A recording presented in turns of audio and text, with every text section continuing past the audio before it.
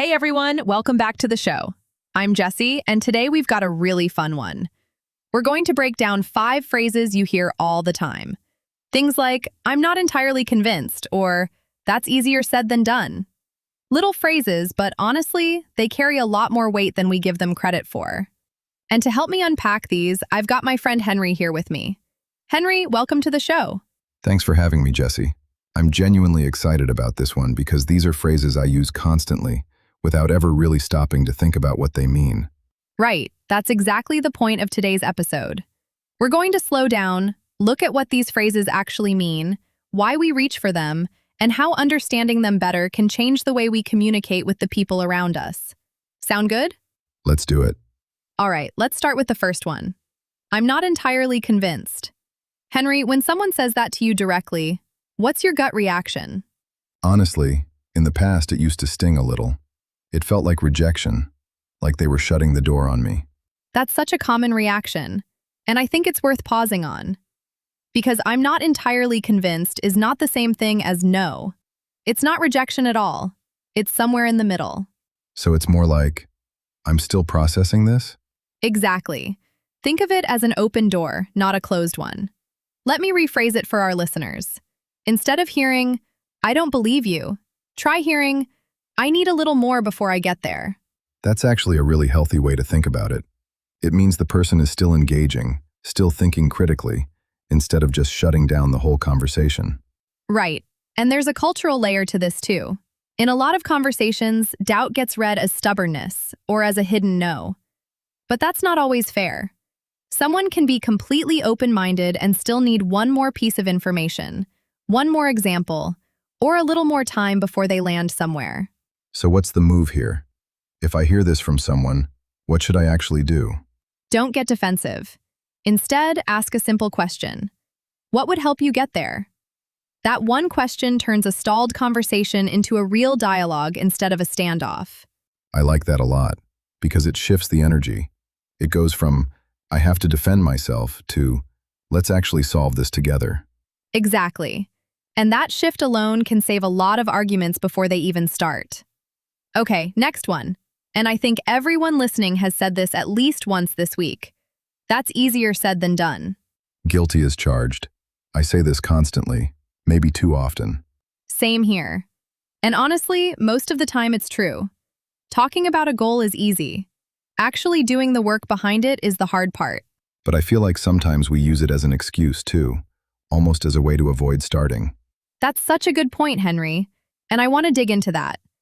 Let's rephrase the phrase itself for a second. Instead of just saying, it's hard, and stopping there, ask yourself, what specifically is hard about it? Is it fear? Is it that you don't have the right tools? Or is the goal itself just not clearly defined yet? So basically, easier said than done should be the start of a question, not the end of a conversation. Exactly. There's a big difference between difficult and impossible. Most of the things we say this about are difficult, sure, but they're still very possible. Can you give an example of that difference in action? Sure. Say someone wants to get healthier. They say, eating better is easier said than done, and they stop right there. But if you break it down, maybe the real obstacle is that they don't know how to cook simple meals, or their schedule is too chaotic for regular grocery shopping. Once you name the actual barrier, it stops being this vague, overwhelming thing and becomes a solvable problem. So, next time I catch myself saying it, I should follow up with, okay, what's one small step I can take today? That's exactly the move. Small steps break the spell of easier said than done. All right, phrase 3. This one's a little more confrontational. You're missing the bigger picture. Ooh, yeah. This one can feel like a direct attack. It really can. Because basically someone is saying, you only see part of the story, and I see the whole thing. But does anyone actually see the whole picture? Ever? That's exactly the question we need to ask. And the honest answer is no. Nobody does. Everyone is looking at their own angle, shaped by their own experience, their own information, and their own position in the situation. So when someone says that to me, it doesn't necessarily mean they're right and I'm wrong. Right. Let's rephrase it for our listeners. Instead of hearing, you're missing the bigger picture, try hearing, I'm seeing an angle you might not have considered. That's a completely different tone, isn't it? Totally. And honestly, I might be seeing a detail that they're missing too. It's not one-sided. Exactly. So the best response to this phrase isn't defense, it's curiosity. Ask them, what's the picture you're seeing that I'm not? That turns a judgment into an actual exchange of ideas. I think that reframe alone could save a lot of arguments at work or at home. Absolutely. Because most fights about the bigger picture aren't really about who's right. They're about two people looking at the same situation from two different vantage points, and neither one realizes it. Okay, Henry, this next one I personally think is the most important of the five. Let's not jump to conclusions. Why do you think that one's the big one? Because it touches something really deep in how our brains actually work. We love to understand things fast. Our brains are basically wired to connect dots as quickly as possible because that makes us feel safe, even if the conclusion we land on is wrong. So a fast conclusion feels good, even when it's not accurate.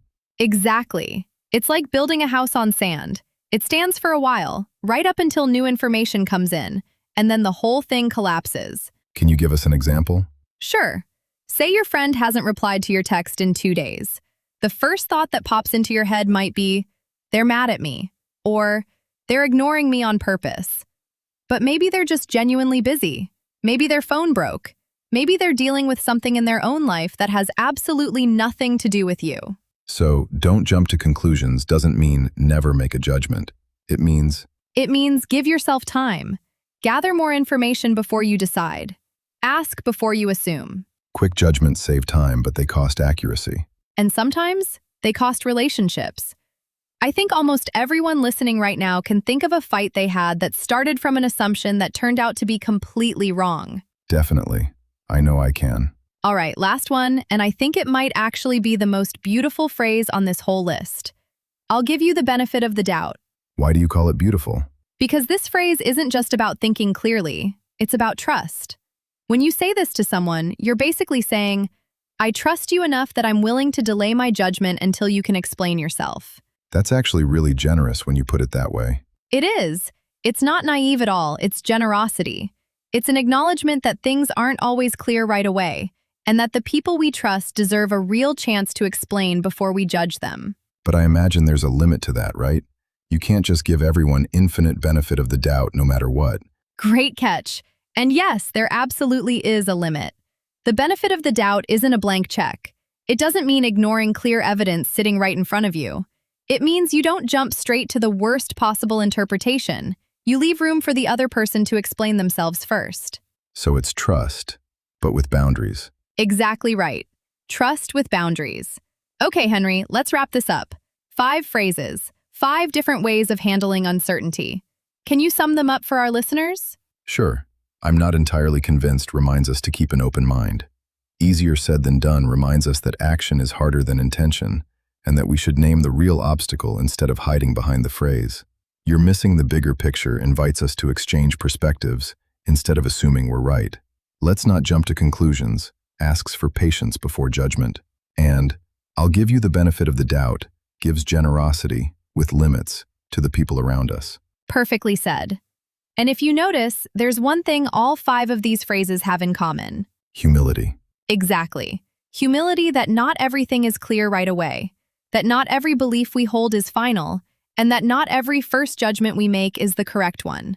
This was such a fun breakdown, Jesse. I think I'm going to catch myself using all 5 of these differently now. Same here, honestly. All right, everyone. If you enjoyed this episode, share it with someone who might need to hear it today. And until next time, stay a little more open-minded and a little slower to judge. See you next time. Bye, everyone.